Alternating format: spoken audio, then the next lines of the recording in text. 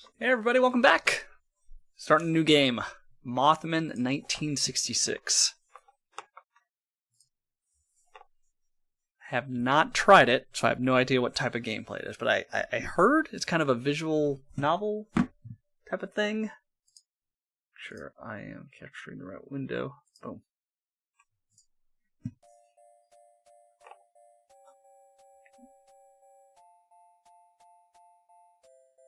Why is the volume so low? Hold on a second.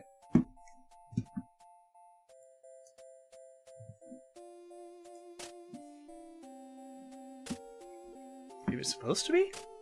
Oh, let me see.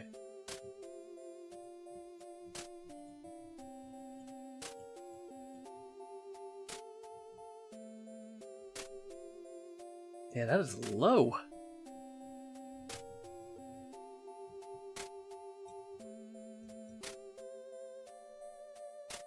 Alright, I mean, we'll see if it gets louder. Master volume's at max.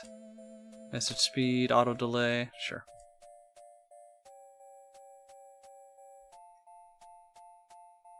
Alright, let's give it a try. Ooh, that's loud. Ooh, okay. Halt. Can we not use the control? Oh. 3 red and 5 black in the discard pile. I don't know what that means, but okay.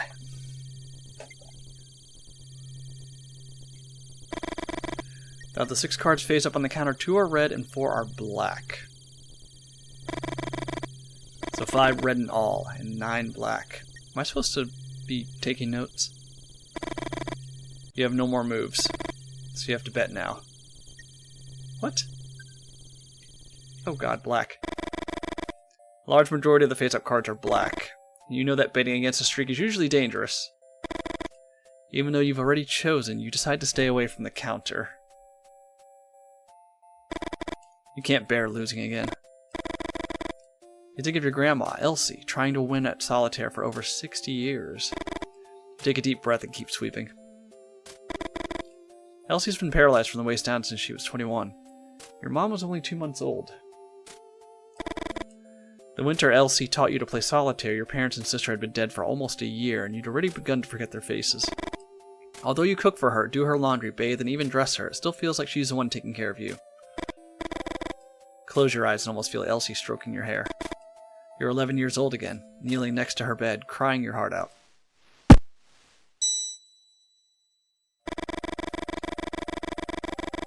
Suddenly the bell rings and you feel an invisible force trying to drag you into the present. Look through the window. Those fucking kids. The first brat is followed by 2 more. They step on the hose and activate the bell for a second and third time. You don't know what comes over you, but you yell some things at them that you're too ashamed to remember. You justify yourself, thinking they might be the ones who got into your garage that night. And stole some parts of the replica machine gun you're building. Can I hit Y? Oh. Okay. And what does this do? Oh, I can save? Sure, let's save. Okay. You won't let anyone mess with your project. The Winans steam machine gun is a jewel of your collection. The kids yell at you, "Old freak!" and laugh, sheltered by the distance. Deep down you know that it can't be them. How would they know which parts of the machine gun were worth stealing? Anyway, that guard dog's being brought over in a few days and you'll be able to stop worrying. Check the hose. You think about what someone told you at the bar, about replacing the hose with a thicker one so that it can only be activated by the weight of a car. What happens if the kids jump with their bikes and land on top of the hose with one of the wheels, you asked? Kids are always going to find some way to bust your balls, they replied. You try to calm down. You look at the shelves and think of the solitaire your grandma taught you. Your grandma always said that everyone has their place in the world, and that people keep dancing around it without ever reaching it. To win this solitaire, you have to stop dancing. You know that the chances of winning are incredibly low. Almost 0. You can't bring yourself to turn over the next card and decide to start sorting the shelves instead. Doing simple jobs builds up your self-confidence and provides you some illusion of control. Oh, we're organizing? Okay.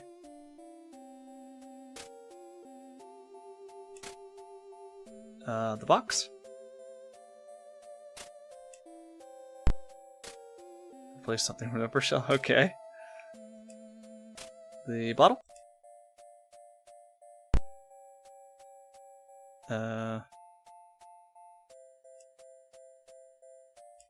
Oops, shit, I didn't mean to do that. Oh, can I not replace the cans? Oh, there we go, okay.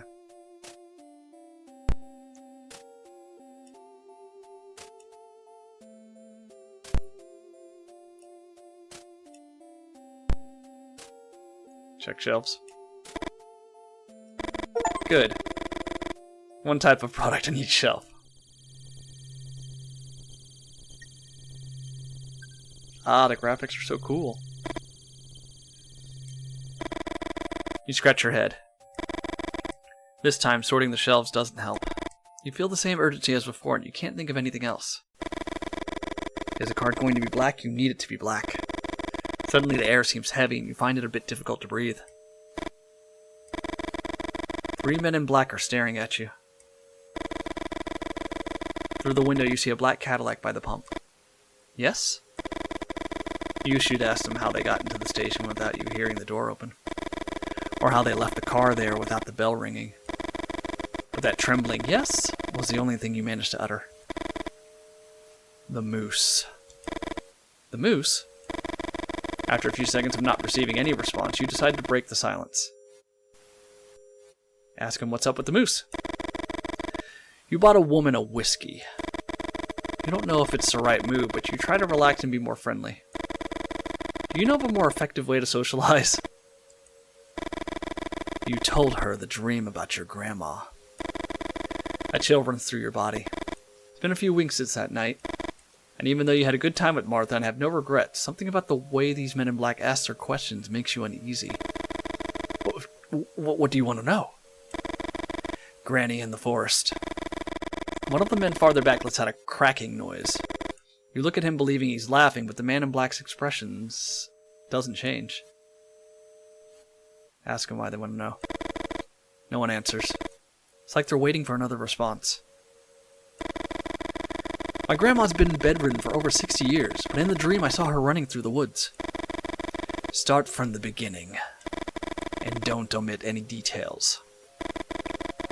You don't know if it's the way they look at you or because of a certain authority in their voice, but you tell them everything about the dream. 5 or 6 weeks ago, you woke up in the middle of the night certain that something had happened to your grandma. You ran up to her room and Elsie wasn't in bed. The window was wide open. You ran to it and saw someone walking through the trees. It was her, and she was holding a rifle of the kind your ancestors would have carried in the Civil War. You tried to call out to her. Your grandmother started running and shot 2 or 3 times into the blackness of the forest. You were about to go down to find her when a winged figure with glowing red eyes appeared in front of the window and screamed. You stumbled backwards, and after hitting your head on the bedpost, you lost consciousness. You woke up in your head and remembered the dream almost instantly. You went up the stairs 2 at a time and opened the door to her room. Your grandmother slept peacefully. On the bedside table was a glass of milk you bring her every night and the deck of cards she uses to play solitaire. During the days that followed, you tried to convince yourself that it had all been a dream, even though you couldn't explain where the little stitches at the base of your skull had come from. After a few seconds, one of the men speaks again. The spots on her legs predate her birth, Holt. What? What is he talking about? Is he referring to the dozens of moles on your grandmother's legs? And what do they mean by saying these spots predate her birth? Elsie always makes the same joke when you sponge her calves. Be thankful that you have to clean my legs and not your grandfather's. According to what she told you, her granddad had been shot dead by an experimental weapon early in the Civil War when his legs were ripped to shreds. The Winnan steam gun, son. A machine gun that doesn't appear in any book. You think about the replica you're putting together in the workshop, and you wonder if it was the men in black who had stolen those pieces. You're not telling anyone about this visit, Holt. You start to complain when one of the men in black picks up a card from the counter. The top card of the deck. The crunch horrifies you. The teeth of the man in black seem to tear more than simply paper.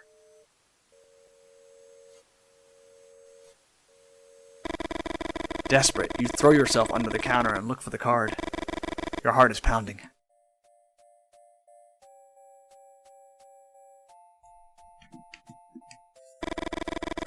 You look out the window and you don't see the Cadillac. You walk to where the car was parked a few moments ago. You step on the hose, and the bell rings. What the fuck? Jack of diamonds. Motherfucker, it's red. You think about the edge one of the men in black tore off, and you remember the noise he made when he chewed it. Was it a threat? A warning? You wonder if you should tell your grandma everything that happened or just keep your mouth shut and keep playing solitaire with a marked card.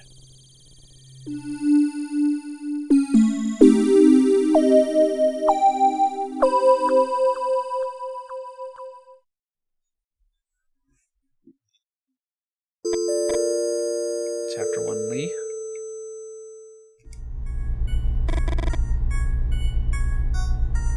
What's wrong?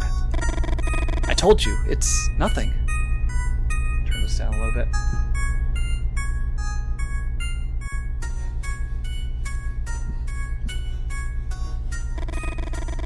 That damn pause again. There's something she's not saying.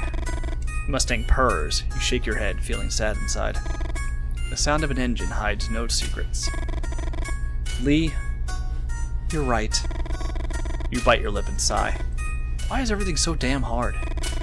Victoria settles into her seat. Let's start over, okay? Where are we going?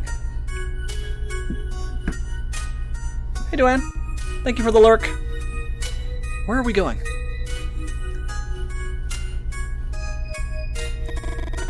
It's a surprise. Please. No, Vic. Have some patience. You'll never forget this night. Victoria giggles, and you think this is the best gift in the world.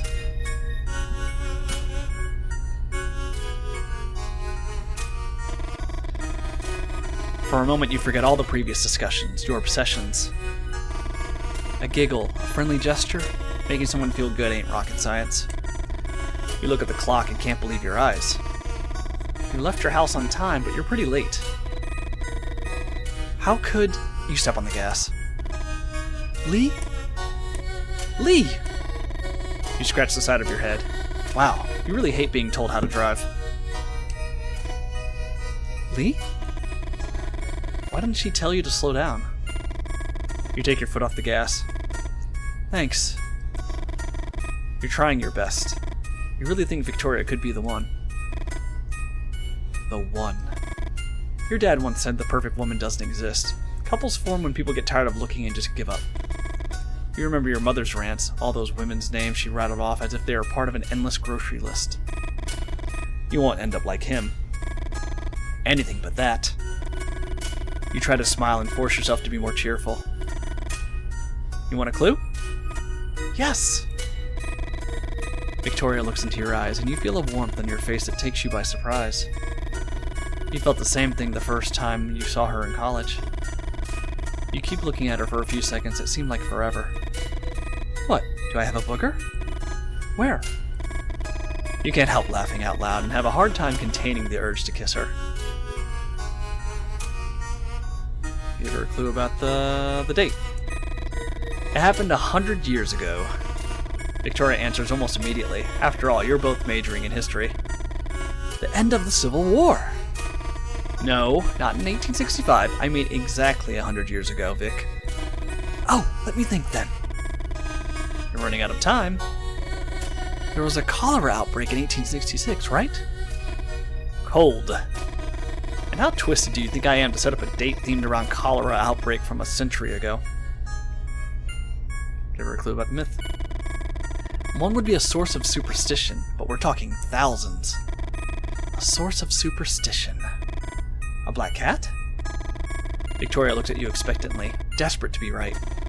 Freezing cold. It comes from far away. Victoria makes a gesture for you to complete the sentence. You just shrug. Comes from far away. I mean, that could be anything. Guess then. The circus? No, Vic. Just give me a minute. You won't guess it unless... You reach out to open the glove box and Victoria grabs your wrist. Better leave it to me. Victoria opens the glove box and examines its contents. A folder, a box, a flashlight. What are you looking for exactly? Tell her to look in at the folder. Victoria opens the folder and examines the documents. Some papers, insurance details. Do you want me to read some of this? You shake your head. Look in the box. Victoria takes out the box and opens it. Let's see what you've been hiding. You think about saying something, but you instantly regret it and keep your mouth shut. Spare change, a lighter, a pack of cigarettes. Nothing to worry about, I reckon. Keep looking, please. A book. 1966 Shelby Mustang, the car handbook? No, not that. What else? Already got everything out. 1 second. There's this too. Victoria stretches out her hand and you finally grab the map you wanted. It was folded against the bottom of the glove box. You start talking and Victoria interrupts you. Hold that thought while I put everything back.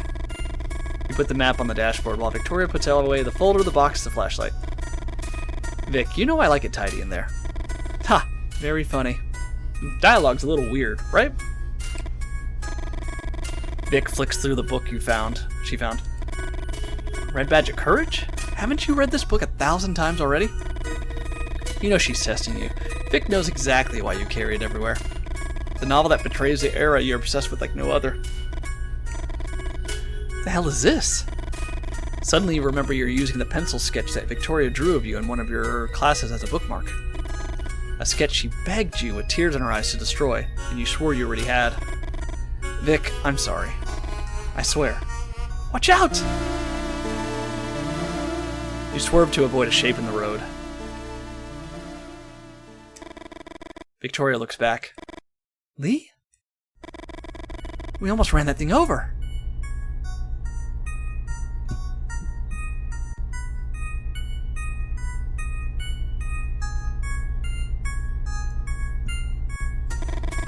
You put your hand on Vic's shoulder, trying to reassure her. Victoria points ahead. Just keep your eyes on the road, please. She's doing it again, telling you how to drive. At least this time she came out right out with it, instead of just saying Lee disapprovingly. You try to control yourself, but it's hard. It's not just this last thing, but the buildup of all the small gestures. You take the map and throw it on her lap. Victoria raises her arms in disbelief. The Leonids? The Leonids? Victoria, we're going to have dinner watching the Leonids. I don't know how to pronounce that. Victoria says nothing. Forgive me for trying to arrange a perfect date. You try to keep silent, but you can't hold it in. Meteor shower. A phenomenon associated with the passage of the Temple Tuttle comet every 33 years. Victoria keeps staring ahead. In 1866, there was one of the most spectacular meteor showers ever recorded. I saw some lithographs in the library. Victoria doesn't even move. Everyone makes a wish on a shooting star. Imagine how many wishes you can make with thousands of stars shooting through the sky. Victoria settles in her seats. You know what, Lee? Shut up. You never heard that tone before from her. Just keep quiet until we reach... She pauses as she examines the map you threw on her lap. Holt Station?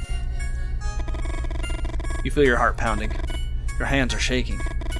That's what she wants? For you to keep quiet? For you not to say a goddamn word?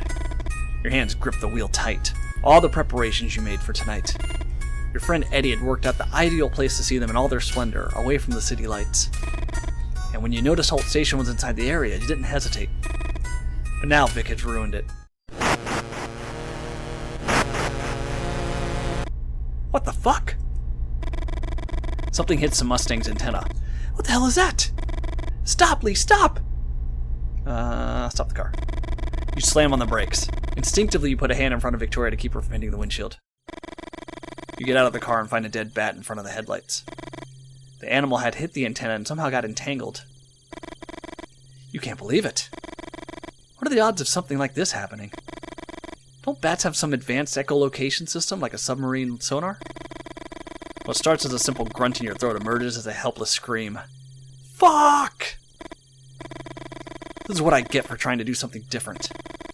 We should have gone to the movies. Lee. Vic's whispering.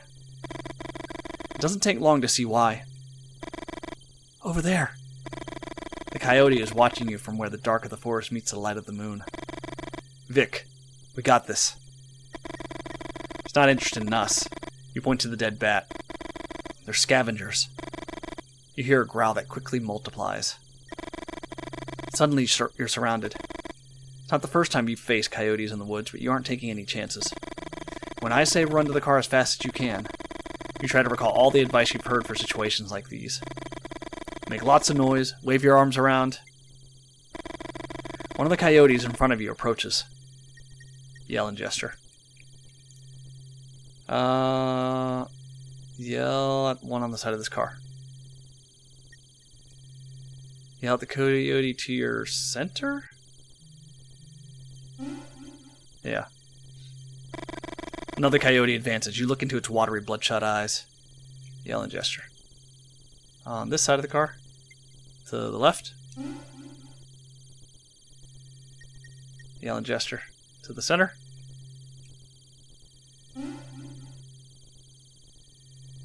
Oh no. Shit. 3 coyotes advance at once. Yelling or waving your arms around won't be enough this time. Bang on the hood.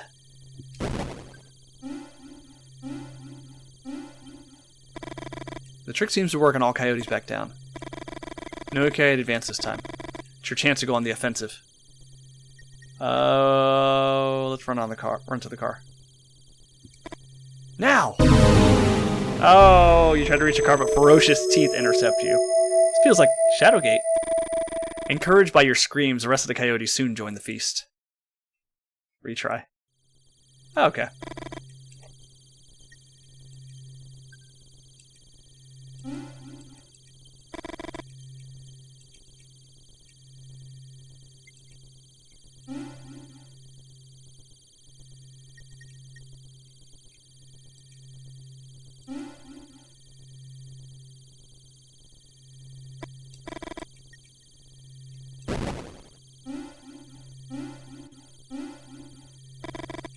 Okay.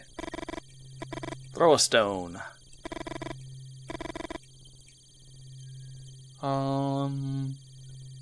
Throw it on this side of the car. Left. Someone flies. Oh, making the closest one also retreat. Oh, okay. One behind you to your right. I guess it doesn't matter. Oh, I guess it does matter.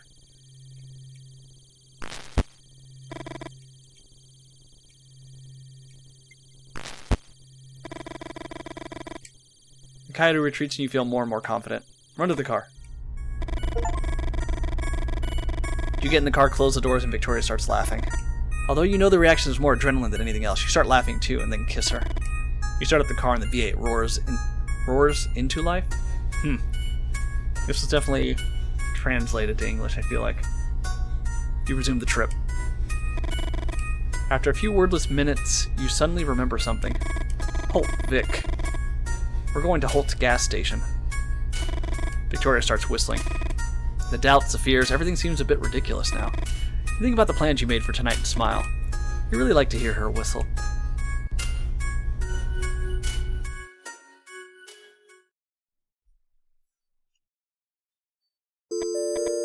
Now we're Victoria. Lee turns off the car and looks you in the eye. He smiles, and that smile seriously pisses you off. Tell Lee. Before you can open your mouth, Lee taps you on the leg. Wait here, Vic. I swear you won't believe it. You bite your lip and take a deep breath.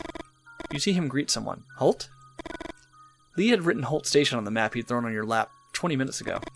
He'd written it by hand, and it might as well have said Hort Station or Halt Station. Hell Station, even.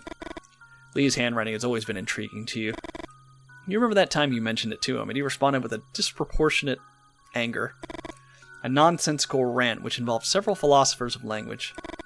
And all because you told him his handwriting was dreadful.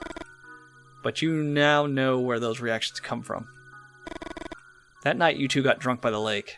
Lee told you that his father would have wanted to be born ugly. What? Okay. After the initial surprise, you couldn't stifle a belly laugh, and Lee looked down. For a few minutes, he didn't want to tell you anything else. You finally convinced him to continue. I always got what I wanted just by smiling. Ugly people have to develop other muscles. Unfortunately, those other muscles are the ones that last. You couldn't believe those words had come out of the mouth of a flesh and blood human being. Maybe some poorly written character from a cheap romantic novel, but Lee's father? You picture Lee that night, throwing pebbles from the shore while telling you everything about his father's teachings. All that frustration. Was that the night you got pregnant? You'd both been drinking. Suddenly you find it difficult to breathe. The interior of the car feels like it's getting smaller and smaller. You need some air. Say hi. Holt, right? Holt seems startled. Hello. This is Victoria, my girlfriend. Be right back, Vic. You see them walk away with the box they took out of the trunk. And from the effort Holt's putting in, it seems heavy. What's inside the box? You're not stupid. You know that Lee has some business on the side beyond his work as an intern at the university. You heard some rumors, and you have your suspicions. However, you never did too much digging. You preferred to keep it a mystery, something to make Lee a little more interesting. You light a cigarette. Would Lee be a good father? And a question that you still haven't had the courage to ask, would you be a good mother? The clicks repeat at irregular intervals. Small moths approach the light to get electrocuted. Is that love, Victoria? You laugh and shake your head from side to side. You think of all the manuscripts you've torn up. You've tried poetry, drawing. History seemed like the obvious choice. You don't need any talent to be a historian. Hello? The man talks to himself while holding something in his hand. Have you seen any winged creatures flying over the area yet? For a moment you think he's asking some kind of tricky question and you remain silent. However, something about him tells you that he's genuinely asking. You look at the man bathed in the shine of the street light, and the scene fascinates you. Surreal, some of your old friends would have said. The ones that organized poetry nights and read La Tremont. Excuse me, you are... Oh yes, sorry, Hill. Lou Hill. Writer. Victoria Greenberry. History student. Winged creatures, Mr. Hill? Lou, please.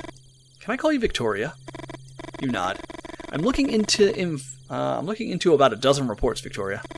Numerous witnesses claim to have seen human-sized winged creatures flying over the area. Angels? Lou smiles, but the smile doesn't last long on his face. Look there, at the top of the trees. It won't take you long to find one. You aim at the area Lou just told you. Everything's blurry, so you decide to adjust the binoculars. Okay. Focusing wheel? Ooh, move left? Nope.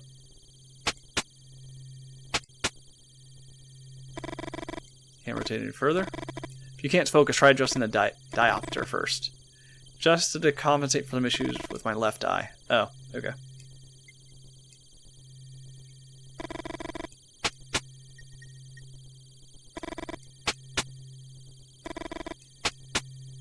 That looks similar. And then left.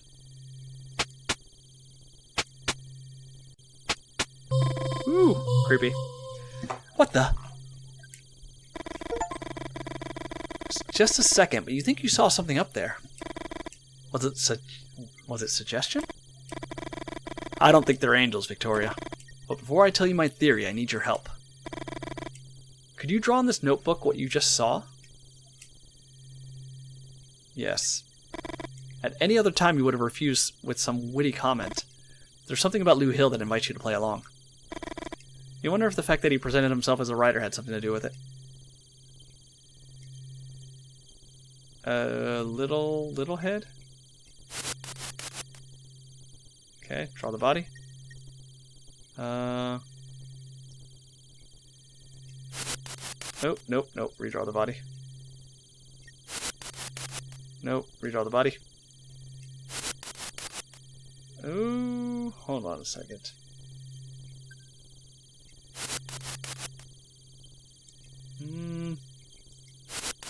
Nope. Okay, it's definitely the middle. Don't know about the body, though. don't think it's that. Probably that. Yeah. There we go. Before giving it back, you write some notes further describing what you saw. Lou hadn't asked for them, but somehow they make you feel less anxious. You never felt confident about your work. Lou looks at the notebook for a few seconds that feel too long. You think about that time you showed your sketches to your art teacher and how he embarrassed you in front of the rest of the class. Motherfucker. What? Oh, sorry. I was talking to myself. You can't help but blush. Victoria! For once, you're glad to hear Lee's voice. All good? Although he seems to be talking to you, Lee keeps staring at Lou. Lou Hill, writer. Lou holds out his hand. Lee Miller, historian. Lee walks over and puts his arms around you, his back to Lou. You know he must have been annoyed that Lou introduced himself as a writer. Although it's hard for you to admit it, you like to be hugged. You feel safe. You think you would also feel safe in your grandmother's arms, or in the arms of any of the other strong women in your family. But the heat of Lee's body, the hardness of his muscles. You remember all those biologist arguments you hate so much, and you can't help but smile. It's like you're cheating when no one's looking. Come on, Vic. Let's see the surprise. Close your eyes. Oh. You close your eyes and let Lee guide you. Now open them.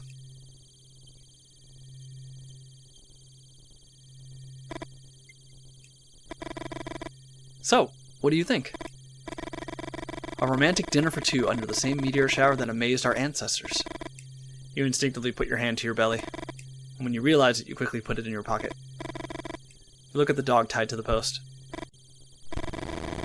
The dog growls into the dark.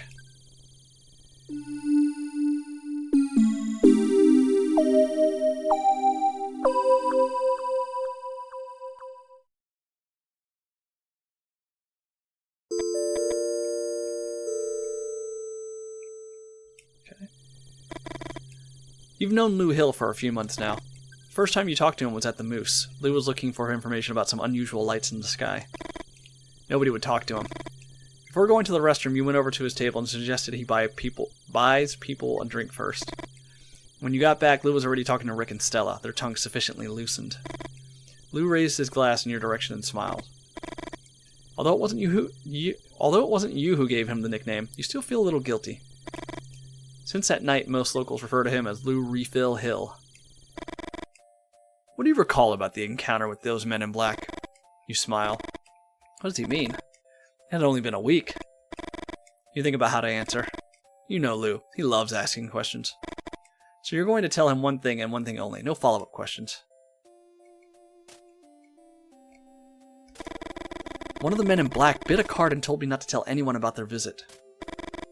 Lou listens carefully. He seems to hesitate, and you seize the opportunity to change the subject. You know otherwise he'd keep asking you about the encounter all night. Red or black? What? The card. Red. You turn over the card. It's red. Good. It's a solitaire my grandma taught me. No one could ever win it. Lou suddenly seems interested. And how do you play it? Explain. Rules are simple. But winning? There's a reason why it's called the impossible solitaire. Let me show you.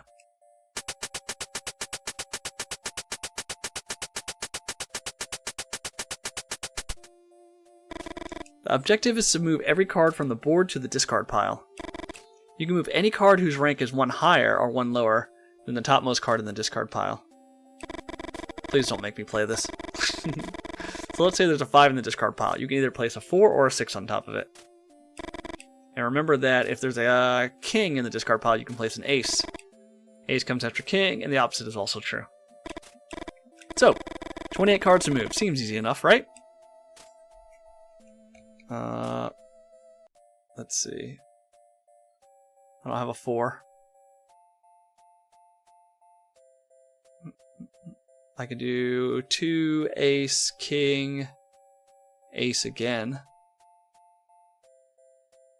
Yeah, let's select a card.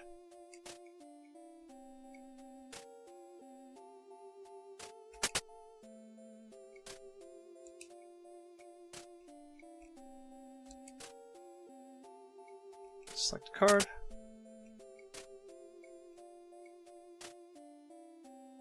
And then king ace. King ace 2. Yeah.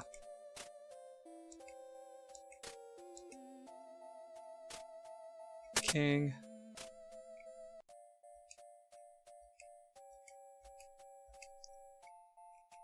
Ace.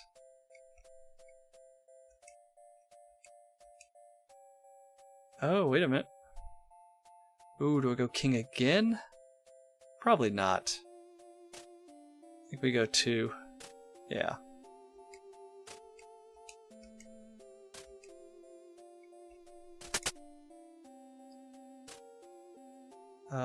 Turn over a card from stock. When you're stuck, you can turn over a card from the stock to the discard pile. But to turn it over, you need to make a bet first. Black or red, which one's it going to be? Lose a bet and you lose a game. What? Son of a bitch is almost unwinnable. Oh, I'm gonna go red.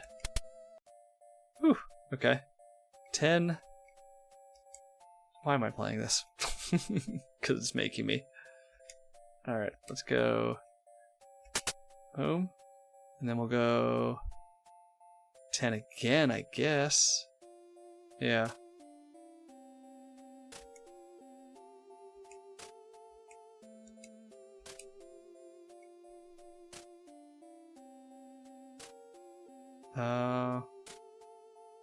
Yeah, that gives us 2 cards. Okay. We're stuck. We don't have a 9 and we don't have a jack. Black. Oh, we lost. Leave the game. I'm not playing this. You hear barking from the back of the station. Trent. When they brought him in, they told me his name was Chase. Fuck it. It's Trent for me. You know Trent, right? From the Moose? Tall, prominent belly, and scar parallel to the growth of his beard. You laugh heartily. Lou Hill might be a bit of a pain in the ass, but no one could deny that he was good with descriptions. You think about the book he's given you. He signed it and everything. Where did you leave it? I call him Trent because he barks like Trent on open mic Tuesdays. Come on, let's go to the garage and see the machine gun.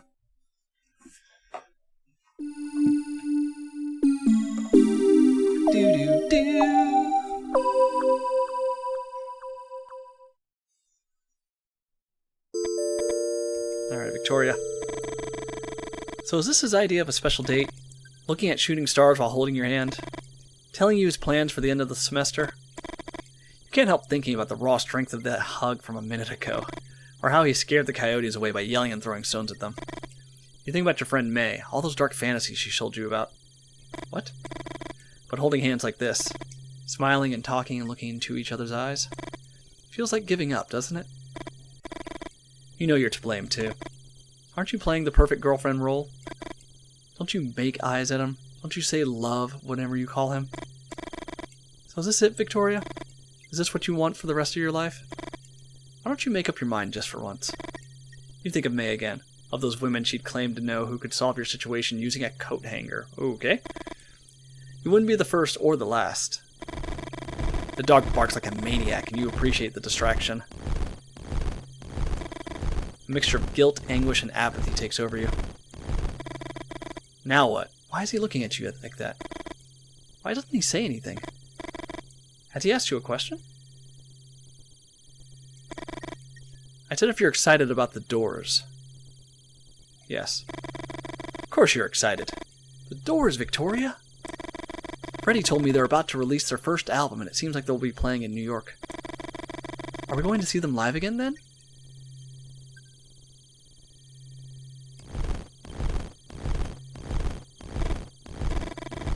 Even though you try, you gradually stop listening to him. Hesitancy returns, and all those questions. And the fucking dog won't stop barking. What had been a distraction is now driving you crazy. What the hell is wrong with him? Shooting fucking stars. Why don't you make a wish, Victoria? How about going home, covering your head with a pillow, and sleeping for 18 hours straight? Feel like crying and try to calm down.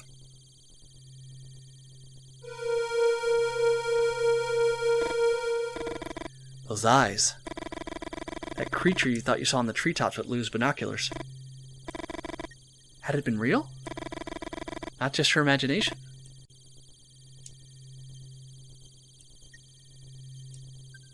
Vic! Know what? I'm tired of it already. Exhausted. Been trying and trying for more than 10 minutes. Can you tell me what's wrong with you? You stay silent. You need to think. But Lee is right. It's not fair to either of you. With so much noise, it's impossible for you to concentrate. You know they're all excuses, though. Winged monsters don't exist. It's just your brain desperately trying not to focus on what's important. The sudden scream chills your blood. And silence takes over everything.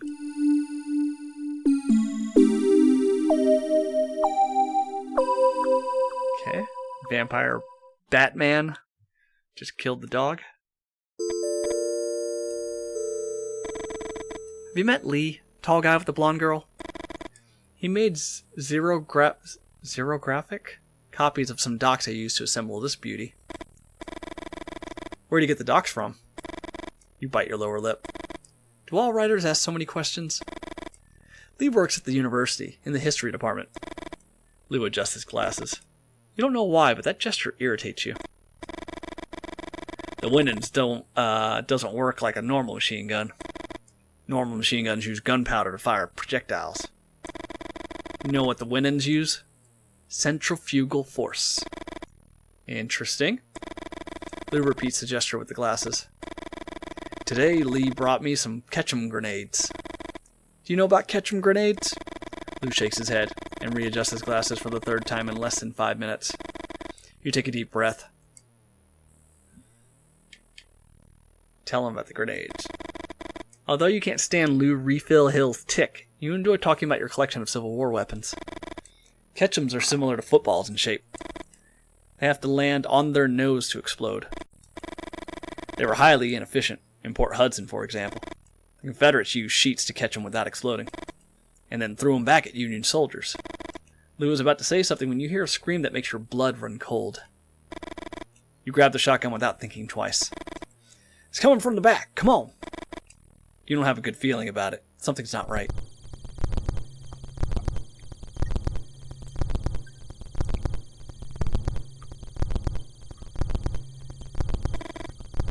Trent, no! Although it feels like a dream, somehow you know. The creature is real. Your dog's suffering is real. And there'll be no waking up from this. Shoot the creature. You aim your gun. Shit. But you don't have a clean shot. Run. You hear the muffled moans of your dog, and the fury blinds you. You drop the shotgun and grab onto the chain. Son of a bitch is going to strangle Trent! Ask the rest to help you. Come on, hurry! But before they arrive, you feel the pull. And the floor disappears under your feet. Hold on to the chain. I'll release the chain. Halt! You know you should hit the floor soon. Oop, did I die? Don't move. Listen to Vic, Holt. Her sister's a nurse. No bones seem to be broken. A dog! Victoria and Lee help you to your feet. Lou doesn't take his eyes off the winged creature for a single second. He let go! He just let go! What? 1 second. I know where your dog is, Holt. Wait a minute. Got something in the car. Let's go. A gift from Freddy. Cool, right? You try to get up. You feel dizzy and stumble. Victoria gives Lee a disapproving look and helps you keep your balance. Follow me. Thanks. You would have liked to smile at her. After all, Victoria just wants to help. But I can do it by myself. You get your rifle and walk with the rest into the blackness of the forest. We should go in. That direction. No. I think we should go that way. Lee. Now what? The place where Trent fell. I've calculated it by projecting the path where the creature dropped it on this map. You've calculated? You've calculated, you say? Weren't you a rider? Lou, don't mind him. Do what you want. Constantly checking the map, Lou leads the group on. We should be close. There! Your heart is pounding. Please. Compress his chest. Use both hands, just like that. How curious. Did you know that the cardiopulmonary resuscitation procedure was discovered by Dr. Knickerbocker while he was trying to save a dog? As he speaks, Lou carefully examines the tops of the trees. It was at Johns Hopkins University. Victoria rests her hand on yours and moves her head from side to side. You stop pressing and a few tears roll down your cheek. The interesting thing is what happened to the dog afterwards. Let's keep listening. Shut it, Lou. Lou adjusts his glasses. You look at Victoria. You're too afraid your voice would break to say thank you. Why didn't you shoot? Why didn't you try to blow the creature's brains out? Deep down, you know that's just the guilt talking. Hey, Heavy and Company, hope everyone's doing well. Hey, Lucidius, how are you? We're playing I'm guessing it's just a visual novel. Called Mothmen 1966. The graphics definitely drew me in. The translation's a little off, but I'm only like 30 minutes in. Oh, no, like an hour. How have you been? That maybe there's nothing you could have done differently to save him. Lee, have you seen Lee? You stand up and look around. Lee's gone.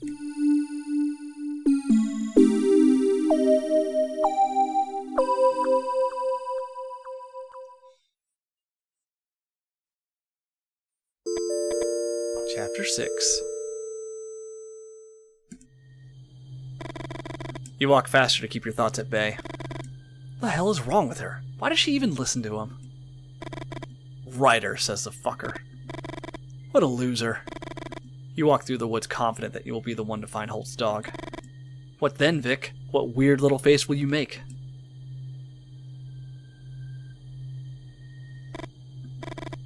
Hello? You feel like someone's watching you. You're walking through a dense forest area where the darkness is almost total. You walk even faster than before. Finally, you reach a clearing and look at the sky. The meteor shower is gaining intensity. Doing well, thanks. Got some barbecue from a local place. About to glutton out for the evening and go into a food coma. Man, it's been a while since I've had barbecue. You're making me want to go out and get takeout. Did you have a long weekend? Did you have a Monday off? What'd you end up doing? We went to Gettysburg for the weekend. Not that far. I don't know. Were you here Monday when I was streaming? I don't know if we talked about this. But yeah, went to Gettysburg. Drank wine, drank beer, ate good food. Nice, like, chill weekend. Your heart is in anguish and you find it hard to breathe. Are you watching the Leonids, Victoria? Are you? You hold your head in your hands. We're gonna cry. Last time you cried like this, you were 16. You'd come home early and found him hitting your mother. You tried to separate them, and your father took it out on your ribs. His blows were like a rain of sledgehammers, and his breath reeked of alcohol.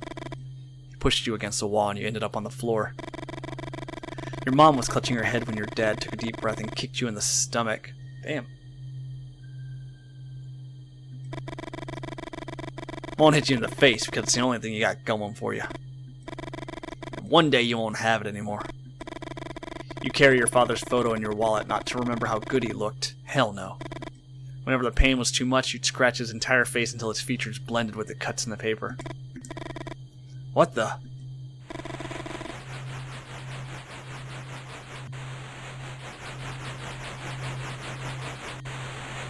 You hear you seem to hear something, a kind of rumor. You think of the noise hands make when they shake the dust off an old volume. A river? You try to think about the map you've got in the car. I can't remember seeing a river here. Further west, sure, but here? As you get closer, you hear it more clearly. You feel a kind of calm. Not peace, but numbness.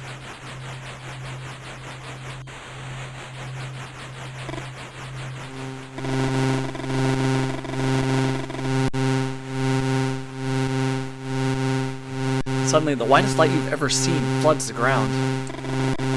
Even when there's no river nearby, the sound is deafening. What? You feel the light pulse with painful intensity, as if millions and millions of red ants were sinking their little jaws into your skin. How's this been so far? Minimal gameplay. Yeah, definitely a visual novel. You're kind of just clicking through things, and every so often, you make a choice. So it's kind of a choose-your-own-adventure. Not bad so far. I'll reserve judgment until I've finished it. Pain turns into light. You want to scream, but you have no mouth. Nor larynx, or lungs. And the white that precedes everything consumes you. You don't know how long it takes. You feel the urgency of what is yet to be. And white makes you desperate. Okay.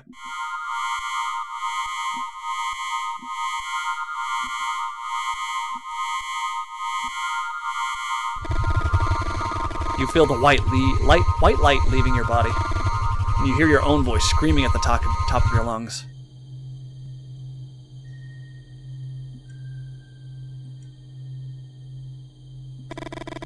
You drop to the floor and cover your head with both hands. You're filled with a sense of completeness that you cannot explain. We all need a little darkness.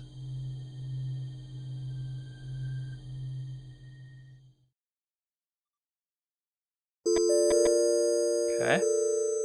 Yeah, so it's just swapping back and forth between these three characters. Holt, the gas attendant, and Lee and Victoria, who are a couple.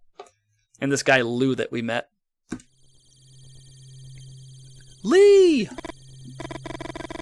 Where's that idiot? Calm down, Victoria. Lee knows how to take care of himself. Holt's right. Lee's going to show up eventually. Did you know that he chased away a pack of coyotes with screams, some stones, and a blow on the hood of his car? Lou smiles. You wonder if it's authentic or a calculated gesture to show some empathy. Holt? What? What's your business with Lee? Holt looks at you for a few seconds before answering. You think of one of the computers at the campus, the IBM 7040. You know what it's called because you once wrote a poem with that title. Holt is like that computer. From the outside, it's impossible to tell what it's evaluating before giving you an answer. I shouldn't tell you anything. Holt lowers his voice. But you shut Lou back there. Shut up Lou back there. And I'm going to make an exception. Holt tells you about Lee's business, the sale of original Civil War pieces, 0 graphic copies of historical documents. Don't worry. He knows what he's doing. You hear twigs snapping.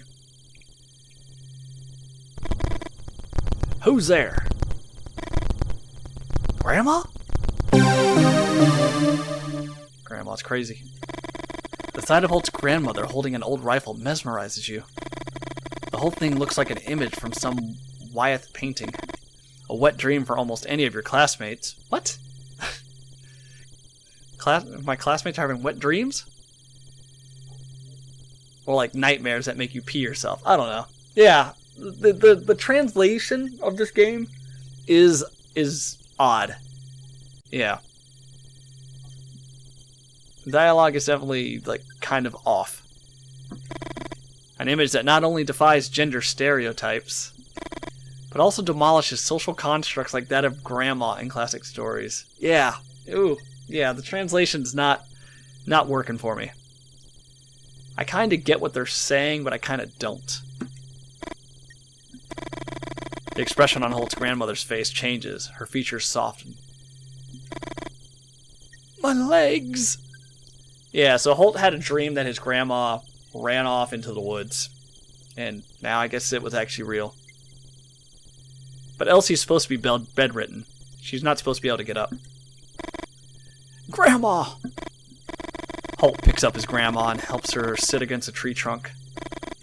He looks at his dog's corpse and beckons you to come closer. I need to bury Trent before carrying on. You nod your head. How do you feel, ma'am? Confused. Here, Victoria. You didn't hear him approach. Grannieswithguns.com. I wouldn't be surprised if that's a real website. You grab the handkerchief without thinking twice. Strange feeling runs through your body. Shouldn't you have at least considered some other option? Clean up her legs. You rub the handkerchief against her calves and gradually remove the mud stains. Scrub harder. I was probably your age when I stopped feeling my legs. Holt's grandmother sighs and closes her eyes. Have you ever seen so many moles together? Lou speaks almost in whispers. You wonder why. Let's go. Lou picks up the old rifle and examines it briefly. Holt looks at you with an expression you can't quite make out. Are you okay? No, you're not okay. But what are you going to tell him? That you're pregnant? That your boyfriend is missing? That winged creatures out of old pulp magazines are apparently no more than just fiction? You walk for a while in silence. What was... Try to think of something else, Victoria. A few minutes ago, you all started hearing the screams, noticing sudden movements in the treetops. We're almost there. You find it hard to believe what you're seeing. Why are all these creatures flying over the gas station? Interesting. Holt punches Lou in the shoulder. What? Interesting? Do you find it interesting what they did to Trent? Or not in one of your cheap books, Lou? A sudden silence befalls the group. Suggest a plan. Listen. No, you just cover me. You close your fists tightly, trying to exercise the impotence you feel. Okay. Was it that hard for him to hear what you had to say? You shake your head from side to side. I don't know why. Like it keeps shaking. Like she's shaking her head. I don't need the from side to side part. Over explaining. What's even the plan? Running with his grandma in his arms. Why does he have to be the hero? Halt! A shriek chills your blood. Fuck! Lou looks at you as if waiting for something. How many bullets in your rifle? 3. Hope it's enough. Holt and Elsie are halfway to the gas station. 2 winged creatures on the street lamps. Maybe she was nodding in agreement? I mean, can you shake your head in agreement? Or you just say you nod. I feel like if you shake your head, you're always saying no. 2 winged creatures on the street lamps. The light, Victoria. These creatures seek the light. Tell Lou to take aim. Aim for the lamp on the right? Oh wait, how many lamps are there? 1, 2, 3. Aim for the closest lamp on the right. Shoot. 3, 2, 1. You have 2 bullets left. Tell her to take aim. Aim for the farthest lamp on the right.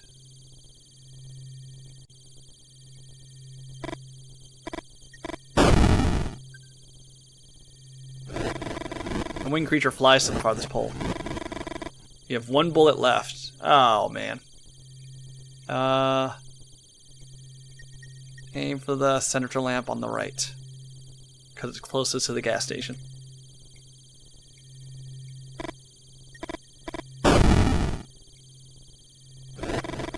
The winged creature flies to the farthest pole. And it does so over Holt and Elsie's head. Desperate, you run to help. Oh, this is like Shadowgate. The winged creatures rush at you. The pain blurs your vision and you lose consciousness. Alright, so let's do,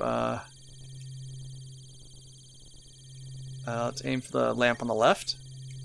Get rid of that first. Oops, too far away. Oh no. Let's die.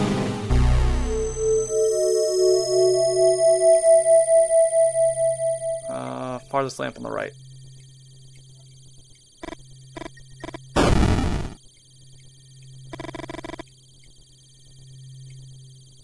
Center lamp.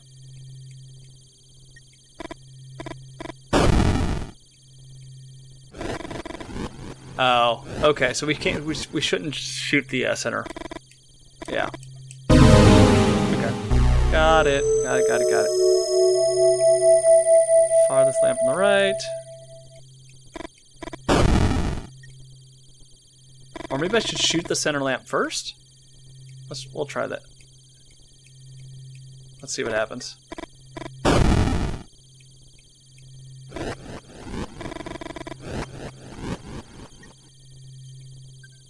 Now can I shoot the lamp on the left?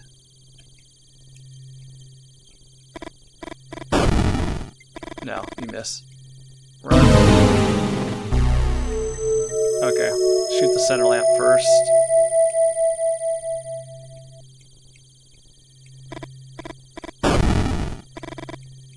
Okay.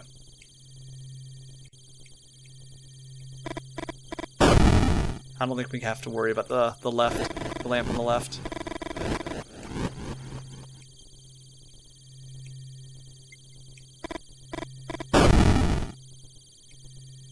And then we run. Oh, the two creatures fight, take flight, and get lost in the night. Oh, okay. Run. All clear. Help me with Holt and Elsie, and let's inside. Let's inside. Fast. Is someone going to make a wish? You laugh under your breath. You look at Holt and he looks away. You wonder if he's pissed because you saved him. You still can't believe everything that happened tonight. You know that as soon as you stop to think, you touch your belly and fight back the tears. Lou looks at his watch. The Leonids are reaching their point of highest intensity. The screeching is deafening. Freaking creatures. I think I saw one in a dream. Lou is about to add something, but suddenly falls silent. You approach the window and rest your hand on the glass. You can't stop looking at their dance. Before meeting Lee, you had some experiences in college. Experiences by which you sought to open the doors of your perception. Lee doesn't know, and you don't know how he would react if he found out. But the strange dance of these creatures in the sky that beats anything you experience while tripping.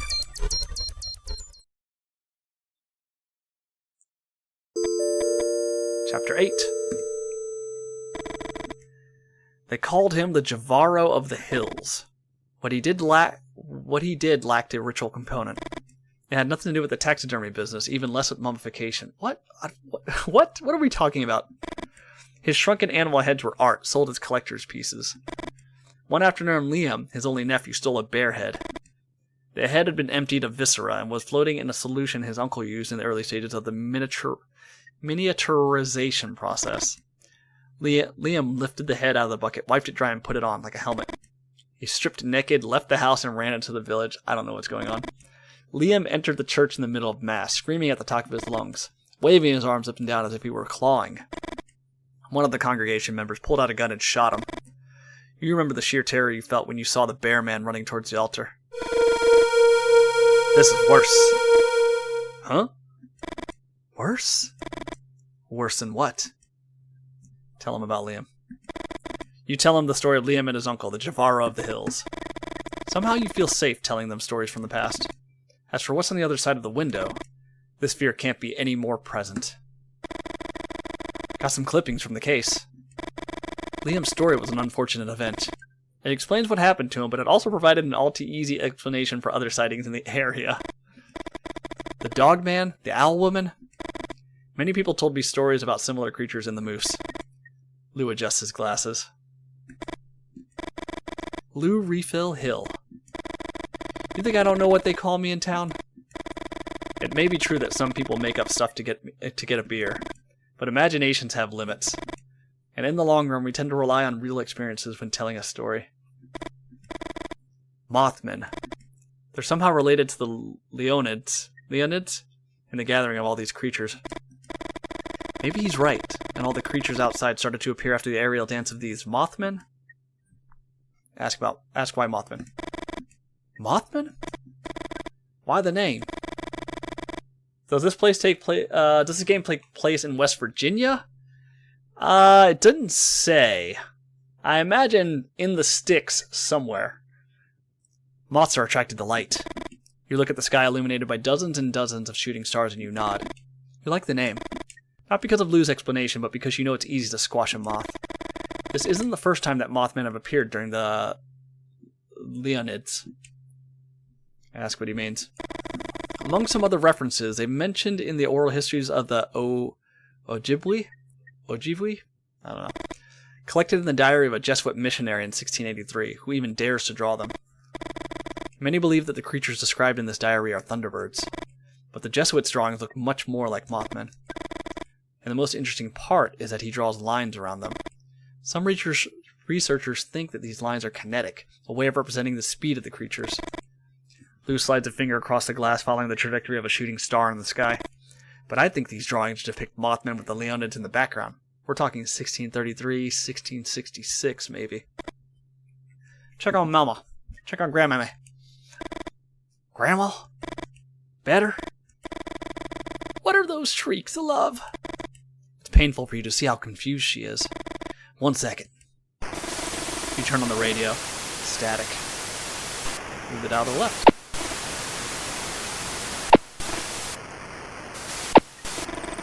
No matter which way you turn the dial, all you hear is static. You'd never sung at the Moose. Not even on those nights when everyone egged you on and the booze in your system had drowned your inhibitions. Almost without realizing it, you start singing the lullaby Elsie used to sing to you, make you sleep. Although more than 40 years have passed, the words come to your mind one after the other. Oops. Did I just mute it? No. I think I did. Hold on a second. There we go. You close your eyes and caress her hair, singing all the time.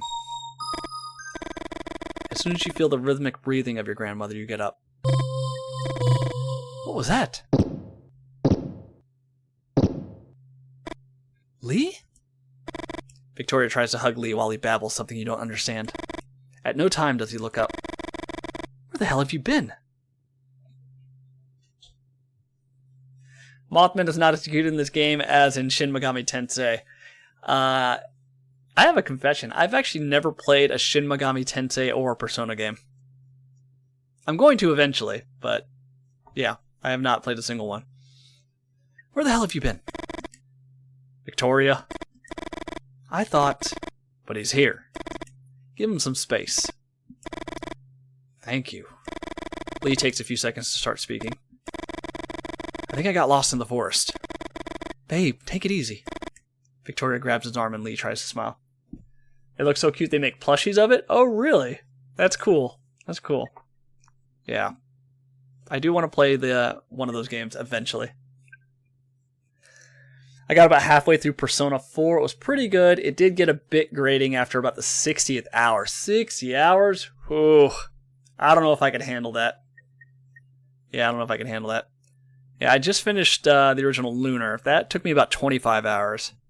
I started Lunar 2, then took a break, and have been playing Final Fantasy 4 on the PSP.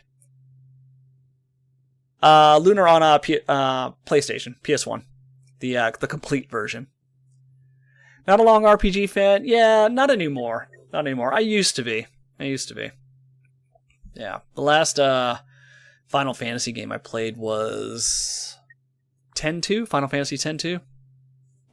Yeah, I'm more of a 20 to 25 hour tops RPG player.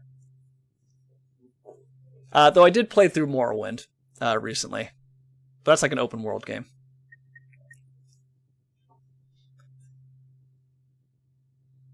Victoria grabs his arm and Lee tries to smile. Thought I heard the sound of a river, and I felt someone looking at me. After walking for a while, the noise was deafening. But there was no river. Lee starts to cry. Victoria tries to calm him down. As soon as he regains his composure, Lee keeps talking. And then came the white... I don't know how to explain it. It was as if I could see everything and nothing at the same time. And a goat looked up to the sky to watch the shooting stars. It stood on two legs, like this, you know? Just like us. What the hell is going on? I think the time has come. Let me tell you a few things. Lou clears his throat and begins to speak. Although you can't stand his tics or his false dramatics, Joanne, are you a Lunar fan? Have you heard that they're re-releasing it in the spring of next year? Although you can't stand his tics or his false dramatics, you want to know what's going on. The Leonids occur every 33 years. Some are intense, like those of 1833 or the ones in 1866. Others are weak, 1899 for example. And those are the ones we have records of. You notice that Victoria grabs Lee's hand. Lou walks over to the window and points to the sky. This year they're intense again. 1866, 1966. Why a 100-year difference and not 1999? That 1 year discrepancy bothers me too. And I think it has to do with the problems of our calendar and the periodic adjustments that we're forced to make. Tell me, have you ever seen a medieval manuscript? No one answers. Just as you're about to open your mouth, Lou continues. They are usually adorned with warrior rabbits standing on 2 legs. Okay. Do you think these rabbits came from the imagination of medieval scribes alone? Those rabbits existed, and they were annihilated by man. What? That's news to me? That has me excited to replay one of my favorite JRPGs of all time. I thought I told you, or mentioned it while you were in chat, Lucidius. You may have been like AFK. Yeah. But yeah, they're re-releasing Lunar 1 and 2, not just on console, but on Steam. And they're keeping the original lyrics from the first one, I believe. Yeah. Oh, I'm all in. I'm all in. That's it. That's a pre-order for me. And that's probably one of the few games I will actually buy a physical copy, which they're planning on doing. Yeah. I played Lunar on Sega CD and PS1. The PSP version, they did like a literal translation of the song lyrics at the beginning, and it just does not sound as good. Yeah, I like the working designs translation, at least for the music. So hyped for Lunar? Yeah, me too. Yeah, I'm gonna buy a physical copy, definitely. Please show me warrior rabbits. Yeah, I know, right? Each meteor shower spawns new bipeds, and it was in one of those storms that mankind arose. What makes us different from all of them is that we survived, by destroying any other biped that came along, or by reducing them to the realm of gossip or fiction. Oh, yeah, okay. So, I like both. Yeah, I like the Sega CD intro. That theme song, yeah, it's such a hype theme song. Like, it gets you, like, the adrenaline pumping. You want to start the game, go with Alex and Luna, save the world, become a Dragon Master. Yeah, I mean, the PS1 intro song is really good too, though. They're two completely different vibes, but I like them both. Yeah, and you also have the option of playing with the Japanese voice actor or the English voice actors. And they're bringing back, I don't think they're bringing back the original voice actors. It's going to be new ones. Maybe the same ones from the PSP version? I don't know. Outside, the creatures begin to fight. Why? What motivates them? Fighting through the darkness, all that's evil. Yeah. Oh, it's so good. It's so good. So cheesy, but so good. Just reminds me of like a, I don't know, like a 90s Saturday morning cartoon. Like Defenders of the Earth or something. What about Lou? Should you believe everything he says? After all, Lou is a writer. Your grandma's cough sounds like the noise of a tractor's engine refusing to start. It's awfully specific. Grandma?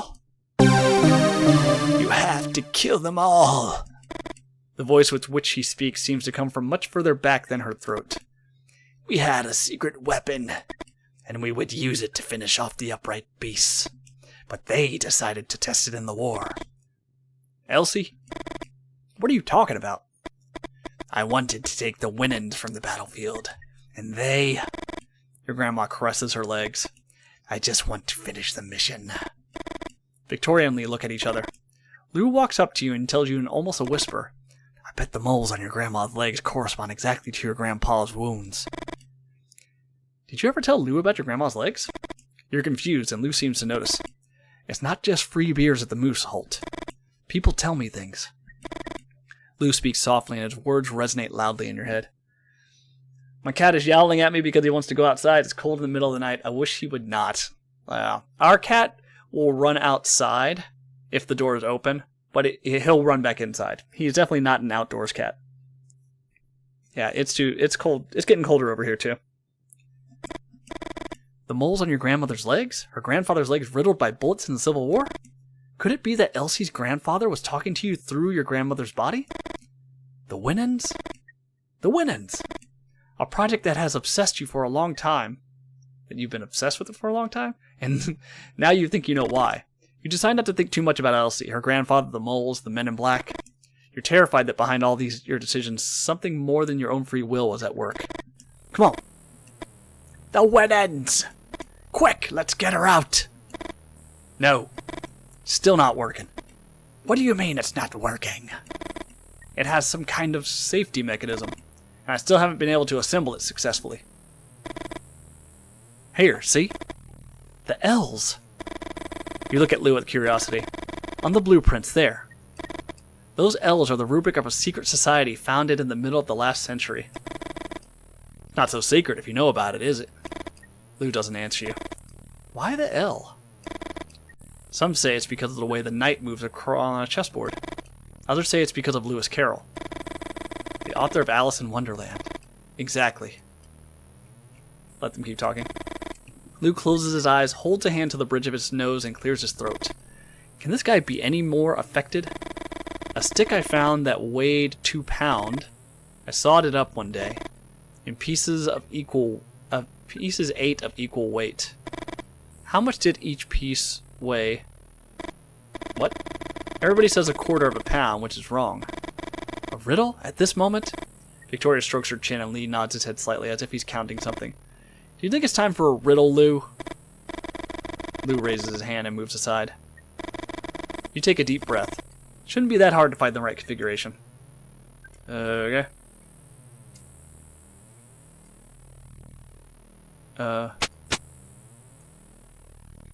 Okay.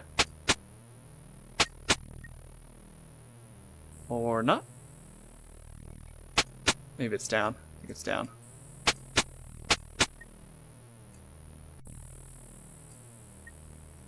Second row. First piece.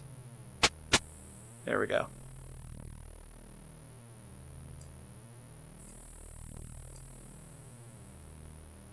First piece. Okay. Second row, first piece. Second row, first piece? No. First row, second. Ah, god damn it. First row, second piece.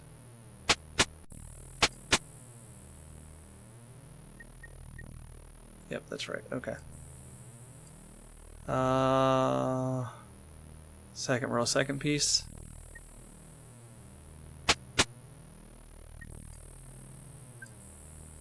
Third row, second piece.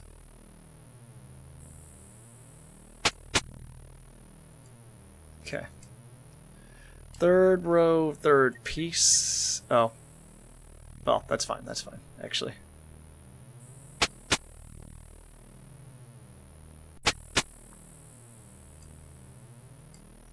First row, third piece.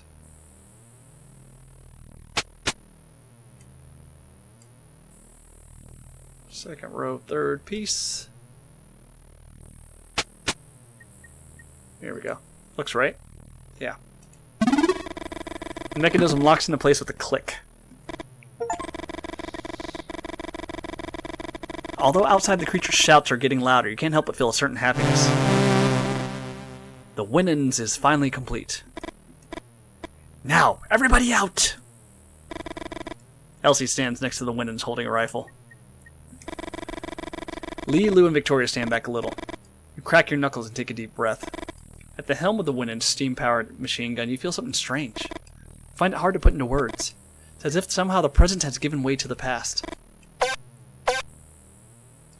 Rabbit men! They are weak creatures. Cannon fodder in the war against the upright beasts. So aim to the right, right? Because that would be the right. Oh, no. Back. Alright.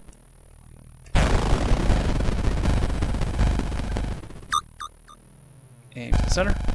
So just, what are the Space Invaders?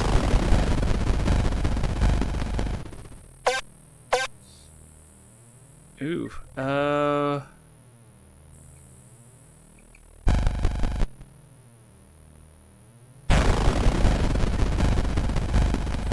This game is super bizarre. He's made 2 or 3 other games that are in this same theme or aesthetic. I thought it was going to kill both. Oh, it did kill both of them. Good. It is a very bizarre game.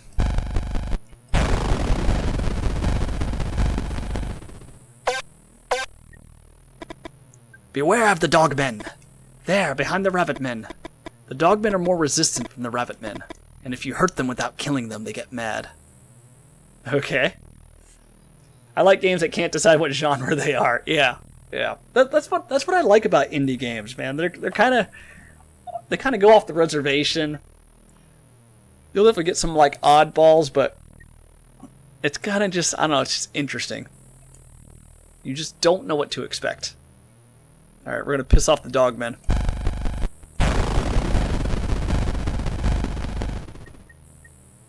Do they move 2 spaces? Probably. Oh no!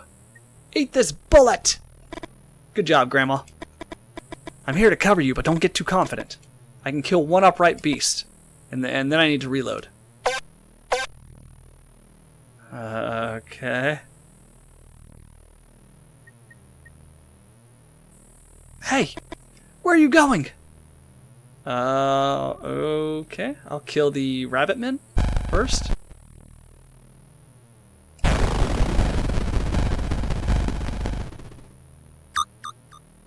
What do we do here? I guess let's aim towards Grandma. Right?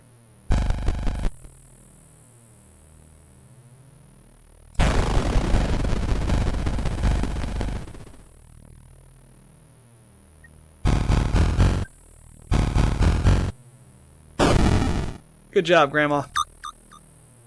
No, the beast attack while Elsie tries to reload the rifle and the machine gun cools down. Although you try to defend yourself, the jaws of the creature close around your neck and you bleed to death. So we should have done to the... Alright, I know what we're doing. Center. Right? Maybe? Aim to the... Oop, nope. Aim to the left.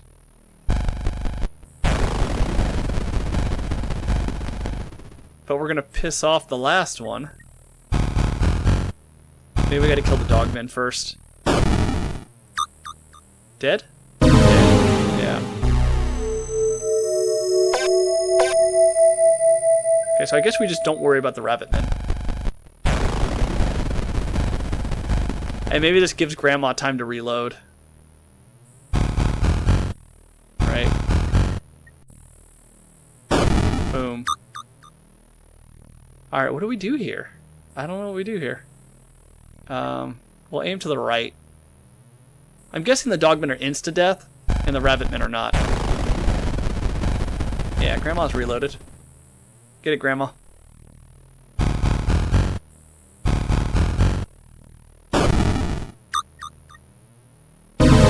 No. Beast attack while Elsie tries to reload the rifle and the machine gun cools down.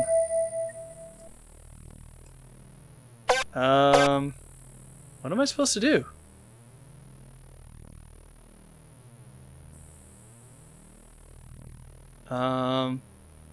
Yeah, there's... I don't know what to do. What am I supposed to do here? Maybe I kill... no. Maybe I kill a set of Dogmen and then kill the rabbits? I haven't tried that. Yeah, let me just make sure there's no other buttons I can press. Yeah, I mean, I don't know. Let's try left center. I don't know why this would work.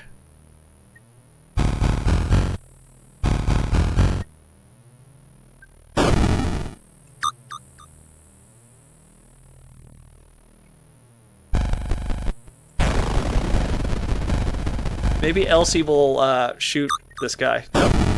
There we go. Okay. Why didn't... Oh, right, because she wasted her shot on the Dogman. Got it.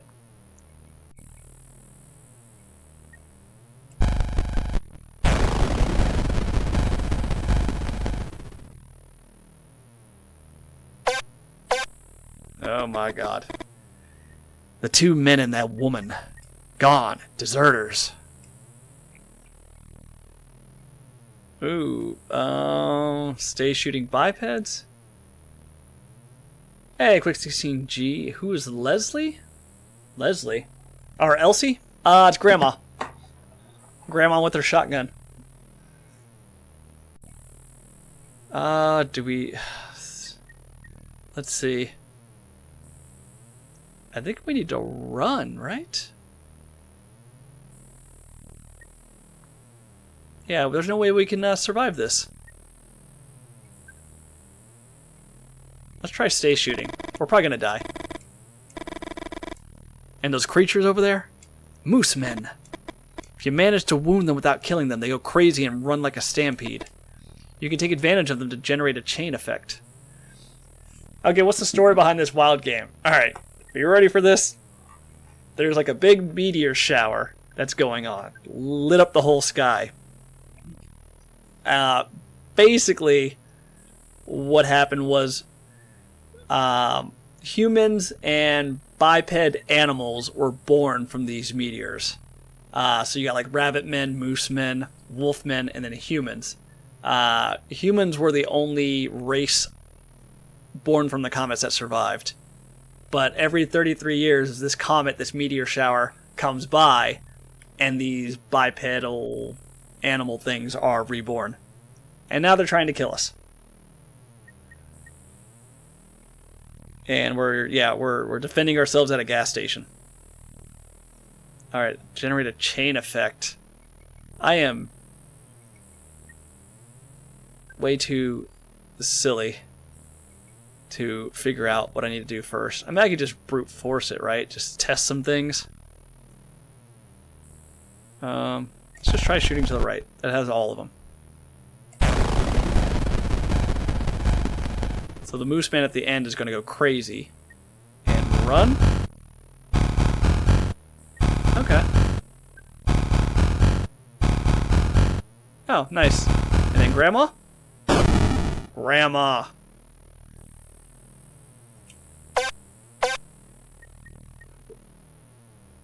I'm guessing I don't know Grandma with a shotgun. Yeah, Grandma who's possessed by her grandfather from the Civil War. Do we have to do this minigame? I don't think we have to do this minigame. Let's try aiming to the left. Get this lady a rocking chair and a front porch. Yeah. What's that movie with is it Charlton Heston? Get off my lawn.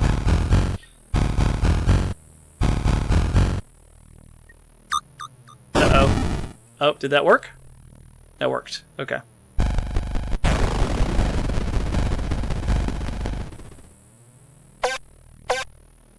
So wait, this is a minigame? What's the actual game? Like, the actual game, it's kind of just a visual novel. Think about like a choose-your-own-adventure type of book, where you go through the story and at some point you get like a choice of one or two. This minigame was part of the story, but I guess we can just stop. Granny's my favorite character. Resist like dogmen or moosemen. But if you hurt them without killing them, they fly to the front. So do be careful. Yeah, I think we can actually... I don't think we have to complete this minigame. I think this stops it. Send Elsie to look for the rest. You shake your head from one side to the other. You know that Lou was the first to leave, and the helplessness eats you up alive inside. Go look for them. But if we're going to fight here, we fight all together. Yeah. You probably get some sort of achievement for finishing that minigame, but I don't want to go through that. I just want to see the story. I don't want to keep running away. I should be out there and win my Red Badge of Courage. Red Badge of Courage is the title of that Civil War novel you read and reread over and over again. It tells the story of a Union soldier who flees the battlefield. From that first act of cowardice, the only thing the protagonist longs for is to receive a war wound. the definitive proof that he had become a man. Your red badge of courage? You want a real red badge of courage, Lee?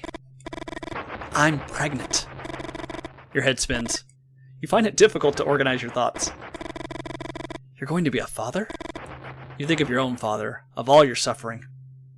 Yeah, he's about to find out. Or he just found out. I don't know if... I'm a coward, Vic. Lee, did you know that Stephen Crane wrote Red Badge of Courage without ever having set foot on a real battlefield? First time you saw Lou, you wanted to twist his arm and bring him to his knees. Now you smile and put an arm around his shoulder. Thanks, Lou. Come out and fight! None of you move. Out, I said! My red badge of courage. Lee, don't!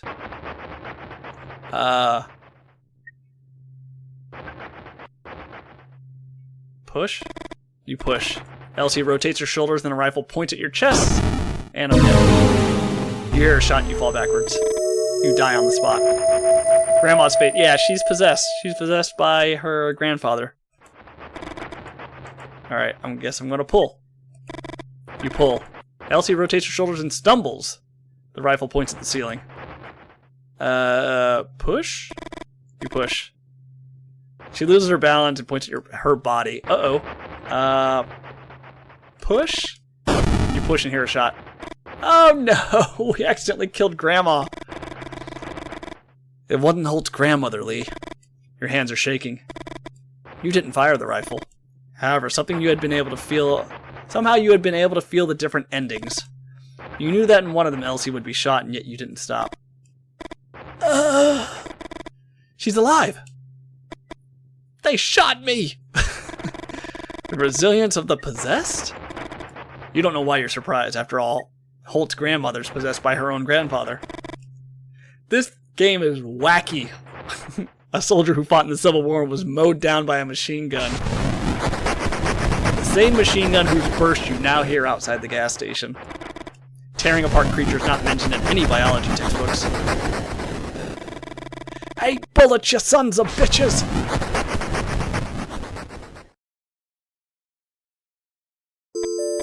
Chapter 10, Victoria. Now! You don't think about it too much. As Holt fires a Winans machine gun, you run as fast as you can. If you want to survive, you have to get away from there. The only word you can think of to describe what you see is pandemonium, and not only in the traditional sense, a place of noise and confusion, but in the original sense of the word, a place where all demons congregate. Lee tries to make himself heard over the gunfire and the shrieks of the creatures. To your left, Vic! Left. You feel jaws closing not far from your neck. You try to run. We have a quick time event. Get down! You duck down and feel the claws of a creature graze the back of your neck. You keep running. Right! A pig man tries to grab your arm, but you manage to get away. You're almost there. You get in the car and slam the door shut. You hear a knock and you jump in your seat. Let's go! Let's go! Lee speeds up, and the pandemonium is soon behind you. Did we leave Holt behind? You think about Lee's previous car. What a clunker. And now you know how Lee managed to buy a car like this one. Holt told you. Poor Holt. The Leonids, upright beasts, intrafamilial possession, experimental weapons, the Order of the Elves, Men in Black and Mothmen. There they are, topics of my next book. You touch your belly. With all that you suffered tonight, Lou's comment seems a bit inappropriate.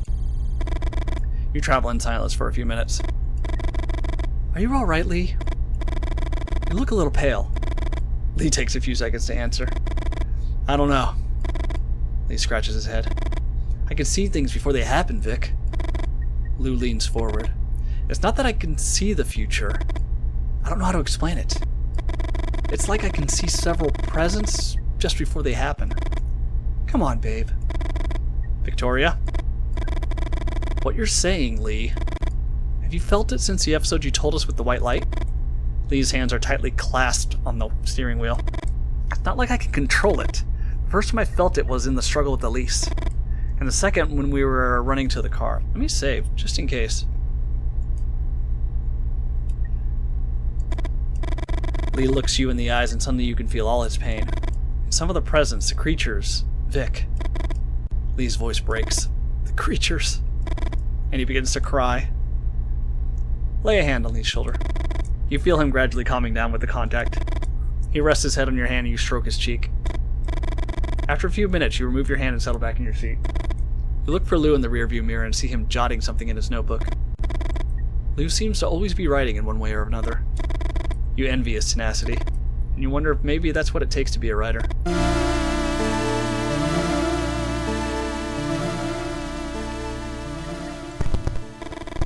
Lee steps on the brakes and opens the door on his side. Wait here. What happened? Can you see anything from there? You shake your head. Here he comes.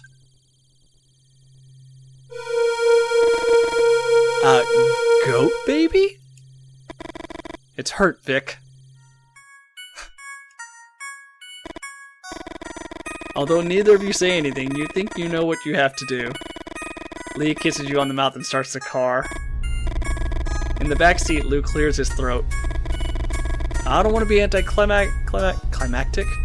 For some reason, I always forget how to pronounce that word. Climactic. But the demonization of the god Pan, Satan as a male goat. You do know that there are records throughout history of bloody wars against goatmen, don't you? The end. That was so wacky. That was so odd.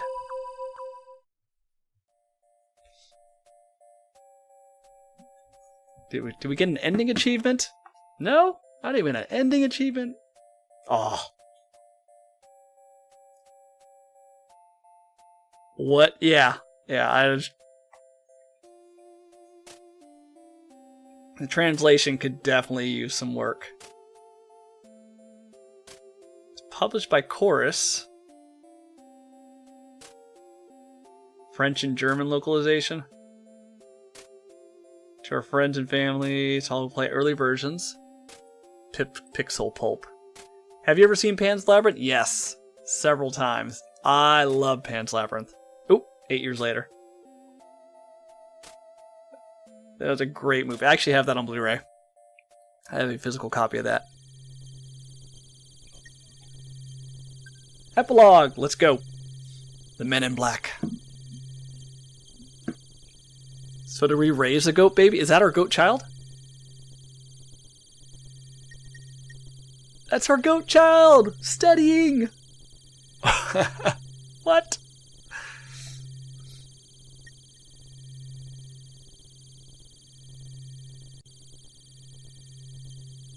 Aw.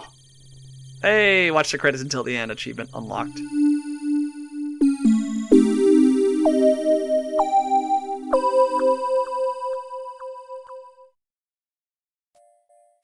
Yeah, that was it. That was it. What's in the gallery?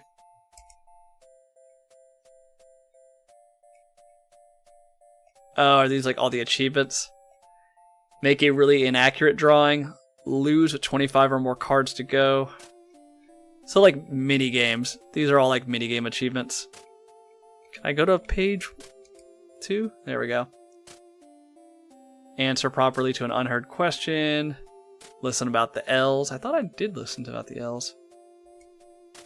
Survive all cryptid waves. Okay, so that's probably the machine gun level. And die all possible deaths. Gotcha. Oh, and you can play solitaire. Not that I would want to. I'm just looking at what achievement. Oh, 8 out of 15 achievements unlocked. Yeah, die all possible deaths. I'm surprised there's not like a different ending. I would have thought there would have been different endings depending on what choices you made. But it doesn't really sound like there is. Solitaire. Yeah, no. I did not buy this game to play solitaire. No. I'm good. Yeah, well that was a very quick game. Can I leave? Can I main menu this? Yes. Alright, well that was quick. Damn. I might have to go back Offline. Oh, here are the other games that they make. Varney Lake, if you like this type of game. There's another game that they made. I guess it's not here. Yeah, I mean, I don't remember how much I paid for the game, but it was okay. The translation was definitely not good, and the dialogue was very, I don't know, it was just not there for me. I like the aesthetics of this game, but I'm kind of getting tired of visual novels, of games that just have like one or two choices and you're kind of just clicking along. I don't know. Yeah, I'm probably not going to get any other games from this guy. I'll probably go offline and try to get all the deaths just to see what they look like, because they kind of remind me of Shadowgate. But yeah, I don't need to play another game like this. Did I enjoy it? Yeah, I guess I did. But not to the point where I'll buy other games in this same genre. This is why I like your channel, Hefe. It was a very unique experience. Yeah, like I like just browsing indie games on Steam, or indie games that I've played, like viewing like similar games, just to kind of check it out. Yeah, love it or hate it. At least it surprised me. I did not know what to expect. The first time I played this game was literally today on Steam or on stream. So yeah, that's it. It's almost 7. I don't want to start another playthrough. So yeah, we'll be back on Monday. I think I have 2 other indie games I want to try out. I think they're both point and click. One of them is Tangle Tower, and the other one is Franbeau. I feel like one of these games, I think Dr. Goa gifted to me, maybe. Or maybe both were gifted to me, I'm not sure. I would never come across this game in the wild. Yeah, I don't even remember how I saw the game or how I came across it. I think I've owned it for about a year. So, yeah. All right, I think we're done for the day. Thanks for hanging out, guys. And we'll be back on Monday, and we'll try something else. Something off the beaten path, as always. Have a good one, Lucidius. See you, Duane. And everyone, have a good night. See ya.